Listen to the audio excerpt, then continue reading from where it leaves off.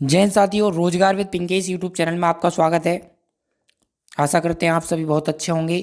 और देखिए, आज हम सर्विलांस वर्कर और सैनिटरी इंस्पेक्टर से रिलेटेड पहली क्लास लेकर के आपके सामने उपस्थित हैं। जैसा कि हमने आप सभी साथियों से वादा किया था कि मैं बहुत जल्दी अपने चैनल पर आपको जो DSSD की तरफ से सर्विलांस वर्कर की पोस्ट निकली हैं और उत्तराखंड के अंदर जो सैनिटरी इंस्पेक्टर की पोस्ट निकली हैं उसके एग्ज़ाम के लिए जो डिप्लोमा से रिलेटेड क्वेश्चन आते हैं 100 नंबर के 100 क्वेश्चन, उसके एग्ज़ाम की तैयारी के लिए मैं आपको प्रत्येक दिन लाइव क्लासेस 8:30 बजे लेकर के आऊँगा। तो आप लगातार हमारे चैनल पर बने रहेंगे। देखिए, पहले मैं आज आपको क्लियर कर दूं कि हम रोज़ाना सोमवार से शुक्रवार तक टॉपिक वाइज क्लास लेंगे। उसके बाद शनिवार और संडे में हमारी जो क्लास रहेगी वो मॉक टेस्ट की रहेगी। 20 क्वेश्चन एक मॉक टेस्ट में आपको शनिवार को और 20 आपको रविवार को दोनों दिन लाइव कराए जाएंगे, जिससे कि हम साथ साथ तैयारी भी करते रहें और साथ साथ हम अपने आपको निरीक्षण भी करते रहें कि हम कितने क्वेश्चन अपने आप से कर पा रहे हैं। ठीक है, तो और क्वेश्चन किस प्रकार के बनते हैं ये भी आपको अंदाज़ा हो जाएगा, क्योंकि जो क्वेश्चन मैं आपको लेकर के आऊँगा वो बिल्कुल आपके प्रीवियस ईयर के क्वेश्चन होंगे जो एग्ज़ाम पहले DSSB के द्वारा और उत्तराखंड और हरियाणा बोर्ड के तहत कराए गए हैं। सभी वही क्वेश्चन आपको देखने को मिलेंगे। तो देखिए, आज का जो टॉपिक हमारा रहने वाला है वो है सार्वजनिक स्वास्थ्य का परिचय, पब्लिक हेल्थ का परिचय। पब्लिक हेल्थ इसको इंग्लिश में बोलते हैं, सार्वजनिक स्वास्थ्य को बोलते हैं पब्लिक हेल्थ।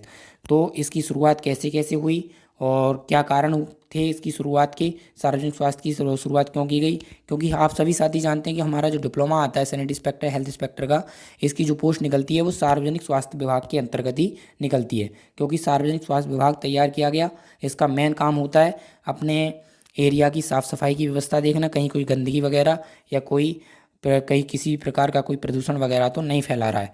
तो यही इसका मेन कार्य होता है। तो चलिए वीडियो को शुरू करते हैं। अगर आप हमारे चैनल पर पहली बार जुड़े हैं, चैनल को अभी तक सब्सक्राइब नहीं किया, तो चैनल को सब्सक्राइब करके बेल आइकन जरूर दबा दें, ताकि गवर्नमेंट जॉब से जुड़ी हुई सभी प्रकार की जानकारी हमारे चैनल पर आपको समय समय पर मिलती रहे। तो चलिए देखिए, जैसा कि पहला ही पॉइंट है हमारा, स्वास्थ्य की संकल्पना के घटक हैं। मतलब स्वास्थ्य क्या है, स्वास्थ्य कितने प्रकार का होता है? तो नंबर 1 होता है हमारा शारीरिक स्वास्थ्य। मतलब जो हमारा शरीर है वो हमारा स्वस्थ होना चाहिए, वो मजबूत होना चाहिए। नंबर 2 मानसिक स्वास्थ्य, हम मानसिक तौर से पूरी तरह से स्वस्थ होने चाहिए, हमारा माइंड बिल्कुल एकदम से फ्रेश होना चाहिए। तीसरा पॉइंट है सामाजिक, मतलब जो हम समाज में रह रहे हैं उसमें समाज में कोई बीमारी वगैरह या कोई किसी भी प्रकार की कोई कलह वगैरह ना होनी चाहिए। चौथा पॉइंट है आध्यात्मिक तंदुरुस्ती, हमारा आध्यात्मिक मतलब हम अंदर आत्मा से, हमारा जो अंदर ज्ञान है, हम ज्ञान की तरफ से भी हमारे अंदर मजबूती होनी चाहिए। अगर हमारे अंदर अशिक्षितता है तो हम हो सकता है कि हमेशा अस्वस्थ रहें, क्योंकि शिक्षित व्यक्ति स्वस्थता के बारे में जानता है। ठीक है, अब इसके कुछ टू द पॉइंट क्वेश्चन दे रखे हैं, उनके बारे में हम जानेंगे कि किस क्वेश्चन से कहाँ से बनता है, किस प्रकार बनता है। तो पहला पॉइंट दे रखा है कि चेचक बीमारी का विश्व से पूरी तरह निर्मूलन हो चुका है। तो देखिए, चेचक बीमारी, जैसा कि आप जानते होंगे, आपने डिप्लोमा में पढ़ा था कि जो चेचक बीमारी थी ये बहुत बड़े स्तर पर बीमारी फैली थी, जिसको महामारी का नाम दिया गया था। आज ये पूरी तरह से पूरे विश्व से समाप्त कर दी गई है, इसका पूरी विश्व से सफाया हो गया है, कहीं भी ये बीमारी आपको देखने को नहीं मिलेगी। अब दूसरा है आपका पॉइंट, सार्वजनिक स्वास्थ्य की परिभाषा दी है बिन्सलो ने 1951 में। यानी कि क्वेश्चन आपका यहाँ से बनता है इस प्रकार से कि सार्वजनिक स्वास्थ्य की परिभाषा किसने दी? तो आपका आंसर हो जाएगा बिन्सलो ने। कब? 1951 में। 1951 में बिन्सलो ने आपको सार्वजनिक स्वास्थ्य की परिभाषा दी, यानी कि पब्लिक हेल्थ की परिभाषा किसने दी थी? बिन्सलो ने। कब? 1991 में, 51 में, सॉरी। अगला पॉइंट है राज्य स्तर पर सार्वजनिक स्वास्थ्य विभाग स्वास्थ्य सेवा निदेशालय के रूप में जाना जाता है। अगर हम एक स्टेट लेवल की बात करें कि राज्य स्तर पर सार्वजनिक स्वास्थ्य विभाग को क्या कहा जाता है, तो सार्वजनिक स्वास्थ्य विभाग को स्वास्थ्य सेवा निदेशालय के रूप में जाना जाता है। और इसका जो मुखिया होता है उसको कहते हैं क्या? निदेशक, डायरेक्टर। स्वास्थ्य सेवा निदेशालय का जो प्रमुख होता है उसको और डायरेक्टर या निदेशक के रूप में जाना जाता है। अगला पॉइंट, नगर निगम या नगर परिषद में जो अधिकारी, मुख्य अधिकारी होता है उसको क्या कहते हैं? कार्यकारी स्वास्थ्य अधिकारी या स्वास्थ्य चिकित्सा अधिकारी, मेडिकल ऑफिसर ऑफ हेल्थ, सार्वजनिक स्वास्थ्य विभाग का प्रमुख होता है। यानी कि जो हमारे नगर निगम होते हैं या जिला होते हैं, जनपद, ग्रामीण क्षेत्र के, तो उनमें जो सार्वजनिक स्वास्थ्य विभाग का प्रमुख होता है वो कौन होता है? वो कार्यकारी स्वास्थ्य अधिकारी, या फिर आपका जो CMO होता है, चीफ मेडिकल ऑफिसर, वो आपका क्या कहलाएगा? इस स्वास्थ्य विभाग का मुखिया कहलाएगा। ठीक है, अगला पॉइंट है सार्वजनिक स्वास्थ्य के विकास का संबंध 1936 में हुई इंग्लैंड में औद्योगिक क्रांति से जुड़ा है। देखिए क्वेश्चन बन जाता है कि भी सार्वजनिक स्वास्थ्य की आवश्यकता क्यों पड़ी या सार्वजनिक स्वास्थ्य विभाग कब तैयार किया गया। तो सार्वजनिक स्वास्थ्य विभाग जो है वो 1936 में जो इंग्लैंड में आपकी औद्योगिक क्रांति हुई थी, औद्योगिक क्रांति के तहत आपको पता होगा अगर आपने डिप्लोमा में पढ़ा होगा तो कि बहुत सारी बीमारियां इंग्लैंड के अंदर कारखाने वगैरह में फैली थी जिससे लोग मारे गए, महामारी फैली बहुत तरी। फिर उसके बाद सार्वजनिक स्वास्थ्य विभाग की स्थापना की गई जिसके तहत फिर ये डिप्लोमा तैयार किया गया जिस डिप्लोमा के तहत हेल्थ इंस्पेक्टर, मलेरिया इंस्पेक्टर और आपका सैनिटरी इंस्पेक्टर अलग अलग प्रकार की पोस्टें तैयार की गई। अगला पॉइंट है आपका मनुष्य जीवन का सर्वांगीण विकास इंग्लैंड में हुई औद्योगिक क्रांति से हुआ था। जो मनुष्य का जीवन है वो पहले क्या था, हम औद्योगिक क्रांति से पहले हमारा मनुष्य साफ़ सफाई के बारे में ज़्यादा उसको नॉलेज नहीं थी, ज़्यादातर वो गंदगी में और उसमें रहता था तो इसलिए बीमारियां बहुत ज़्यादा फैलती थी। तो जो इंग्लैंड में औद्योगिक क्रांति हुई उसके बाद लोगों के अंदर जागरूकता आई और जागरूकता के साथ साथ वो अपना विकास भी कर पाया और अपने अंदर साफ़ सफाई पर भी ध्यान देना शुरू किया। अब बात कर लेते हैं हम औद्योगिक क्रांति के परिणाम। जो औद्योगिक क्रांति हुई उसके परिणाम क्या थे, उसमें भाई इस क्रांति का होना ज़रूरी क्यों हो गया था, ये क्रांति इतने बड़े स्तर पर क्यों हुई। तो देखिए सबसे पहला पॉइंट था आपका गांव में बड़े पैमाने पर लोग नगरों में बसे।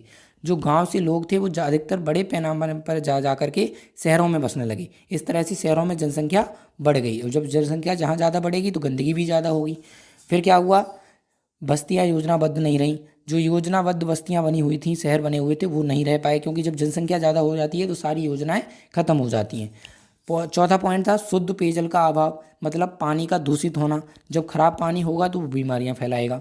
अगला पॉइंट क्या था, अगला पॉइंट था अस्वच्छता, आसपास की स्वच्छता का अभाव, मतलब साफ सफाई नहीं होना और लोगों को साफ सफाई के बारे में जागरूकता ना होना।